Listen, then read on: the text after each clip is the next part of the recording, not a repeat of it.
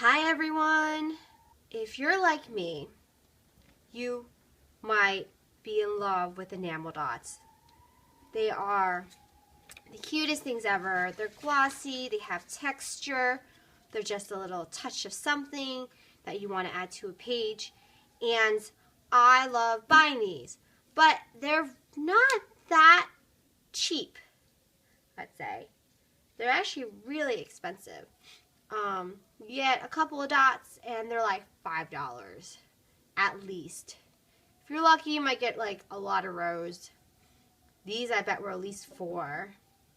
Anyways, so I wanted to share with you what I discovered with making your own, because making your own allows you to just do a lot more.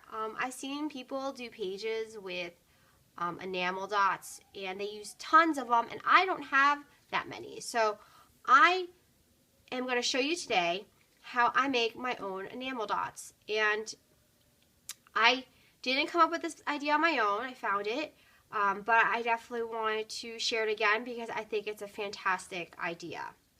I went to Michael's and I purchased these perler beads.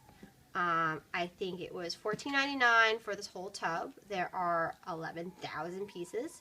Yeah, and if you just use a coupon, it'll be like $7 and you get 11,000 pieces. And each one of these perler beads will become at least, I'm going to say at least, one enamel dot. And I will show you how they turn out. And I will show you how you can make them. So, this is my end product. All these colors. I have 1, 2, 3, 4, 5, 6, 7, 8, 9, 10, 11, 12, 13, 14. 14 times 2 is 28. 28 plus 2 more is 30. There are 30 different colors in this tub. 30. And I have consolidated 2 to a section just for convenience sake, and I decided to just put them all in here, and I have them sorted by color. Let me show you. Like, these dots are amazing. They literally look like enamel dots. You want to compare them? Like, they're nearly identical, except maybe these enamel dots are a little flatter. Let me show you the same colored ones. So,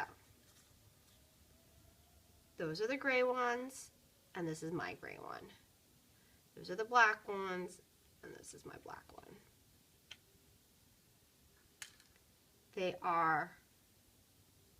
Mine are a little taller. They're a little fatter, and these are a little flatter, but I think they look practically the same. They do the same thing. When I said earlier that you can make possibly more than one with a perler bead, I will show you in a little bit how you can do more than one. So, obviously, one perler bead is roughly this size. I would say that's maybe ½ an inch wide. Maybe less, a little bit less than ½ an inch. And I just made these myself. Look how many I have. I have every single color you can possibly ask for.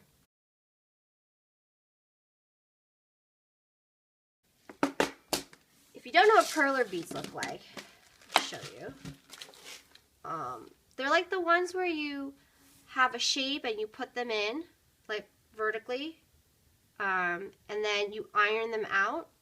It creates a color shape in whatever design template you have, and that's what they are.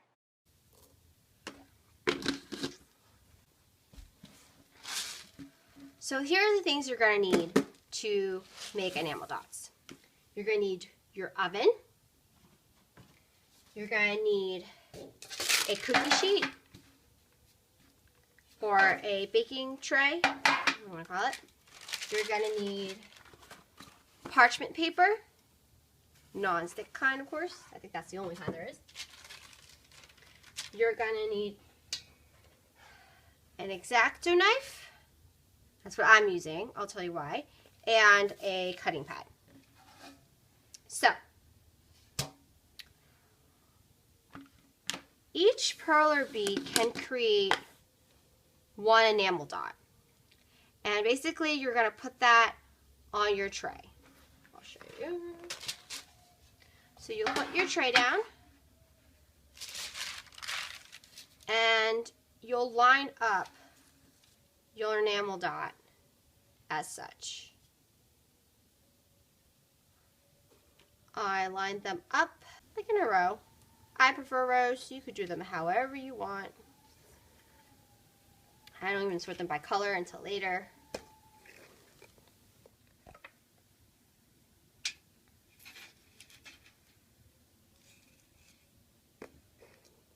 So you just line them all up one by one. And you'll notice that here's a tip. I like to cut the parchment paper to fit exactly inside because issues like this where it curls, I don't like it curling. So, or folding up on the sides because then the perler beads move around a lot.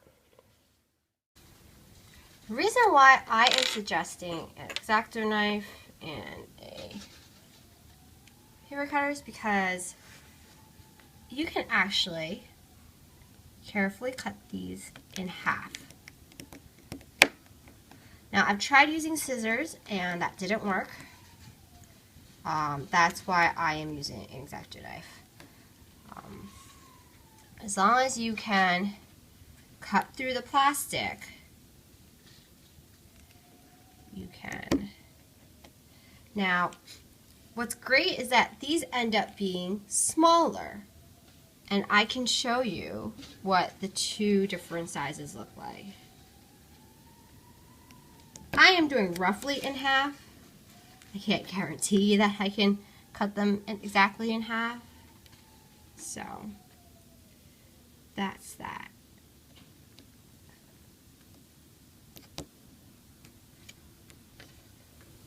That is what a large one looks like.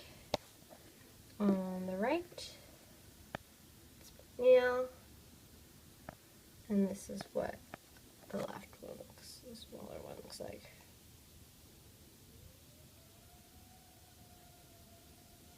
So, I've tried making bigger ones. I've tried double stacking them, but you can't guarantee what shape they'll come out as. Let me see if I can find that big. That is my double stacked one, and it came out like a little ovalish. That's the original usual size. So on my tray, I'm going to do a combination of the smaller perler beads, the ones that I had cut in half, and then the top portion of my tray, I'm just going to do the regular sized perler beads. A couple of tips that I want to give for setting these up are to make sure your parchment paper is as flat as possible. Like I mentioned earlier, I cut mine down to fit into the tray so none of the sides are folded up, and it allows it to not move any of the perler beads once you have set them down. I leave about ½ inch of space between each of the beads so that they don't end up next to each other when they melt in the oven. So I'm going to recommend purchasing the same perler beads that I've been using for the temperature and the amount of time that I am suggesting in this video, because I know depending upon the manufacturer, it will be different for different types of beads. I got mine at Michael's, but you can definitely get them anywhere. I've even found them on Amazon, and I'll make sure to link that below in the description. So I've also heard that you probably need fresh beads. You don't want to use really old ones because they don't come out as well. So I highly recommend getting some new ones if they're over maybe 2 years old. After some experimenting, the temperature and time I recommend for these beads are 275 degrees for 30 minutes. This temperature and time works both for the full-size perler bead as well as the half-size perler bead. I also tend to be forgetful, so I like to write down on my box of perler beads the temperature as well as the time. It does require some investment in time to make these enamel dots because you need the time to actually set up each of the perler beads and then wait for them to bake in the oven. So I actually like to do batches at a time. I'll set up 2 trays, put them in the oven, and then start setting up another 2 trays. So when the first set are done, I can put a new tray in. I do maybe 3 or 4 batches a day. I still haven't gotten through my 11,000 pieces, so it still takes a while to go through. But I think it's worth it in the end compared to how much you're getting and how much you paid. Let's go make some enamel dots.